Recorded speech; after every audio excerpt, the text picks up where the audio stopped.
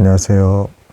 오늘도 이제 성경에 대한 전반적인 개론에 대해서 좀 말씀을 드리겠습니다. 오늘은 창세기와 관련된 이제 큰 틀에서의 어떤 개론을 말씀드리겠습니다. 이야기 전체를 장하게 말씀드리겠다라는 게 아니고요. 성경이 말하는 서술 방식, 이 서술 방식에 대해서 제가 말씀을 드리겠다라는 겁니다. 이런 걸 이제 오해를 하시지 않고 이해하시고 접근해야 이상한 길로 빠지지 않습니다.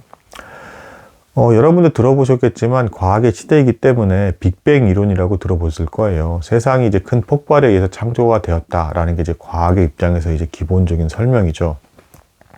근데 성경책을 보면 빅뱅 이론이란 말은 뭐 존재하지도 않습니다. 물론 첫날에 가장 첫 번째로 이제 창조된 게 빛이에요, 빛.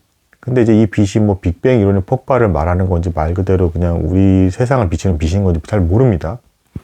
그리고 7일 만에 지어졌다 뭐 이렇게 얘기를 하는데 그 7일의 그 하루도 24시간의 하루인 건지 뭐 수십만 년의 하루인 건지 수백억 뭐 수십억 년의 뭐 이제 하루인 건지 뭐 이런 거 알 수가 없어요. 그래서 이런 부분들은 왜 모르냐? 성경 자체에서 추가적인 설명이 없다. 그러면 이제 이런 것들은 보통 어떻게 받아들이냐? 성경 안에서 추가적인 설명이 없는 것들은 좀 어느 정도의 자유로운 해석을 보장을 하면서 우리가 있는 그대로 그냥 가급적 받아들이는 선에서 멈춰야 된다.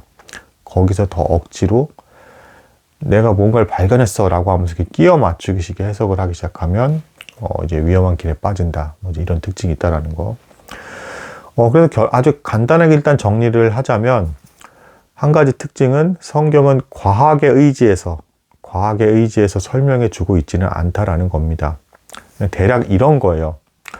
이 내용을 바르게 이해한 다음에 너가 이대로 생활을 해보고 생활을 하다 보면 어느 순간 확신이 드는 순간이 있을 거다.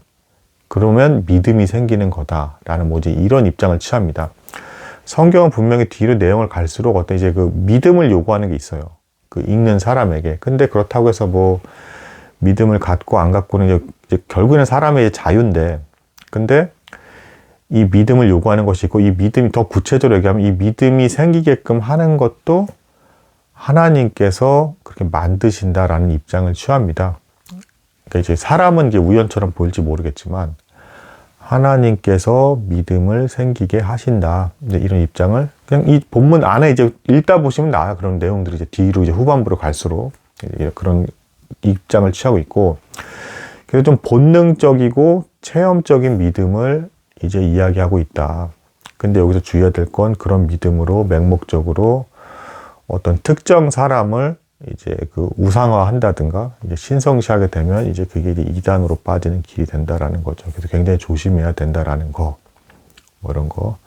과학을 의지해서 설명하고 있지 않다라는 거. 이거 반드시 기억을 해 주시고요. 그래서 여러 가지 비유가 나옵니다. 뭐 그 아버지와 자녀의 관계에서 아버지가 하나님, 자녀가 사람.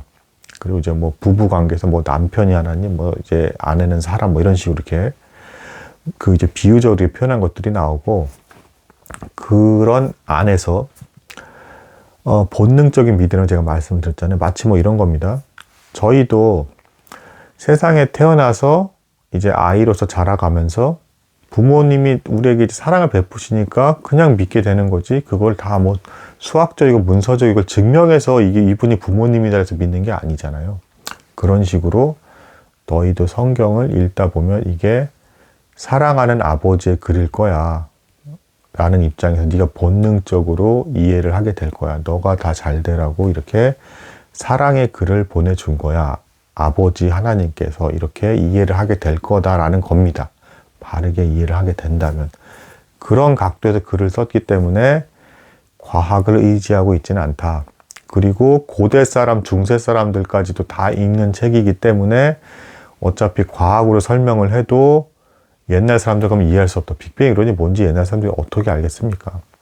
굉장히 다양한 계층의 오래 전부터의 사람들까지도 염두에 둬서 쓰여진 책이다. 그렇기 때문에 우리는 이거를 하나씩 하나씩 큰 주제를 중심으로 이해를 하면서 바르게 이해하는 게 중요하다. 아주 정교하고 디테일하게 하나하나씩 정확히 해석할 수 있는 사람은 없다. 일단 기본적으로 이걸 깔고 들어가셔야 됩니다. 몇 번이나 강조해서 말씀드리지만 하나는 내가 다 정확히 다 해석할 수 있다는 사람은 자기가 이 성경을 쓴 하나님이다, 저자다 이렇게 주장을 사실상 돌려서 표현하는 것이기 때문에 대단히 위험하다.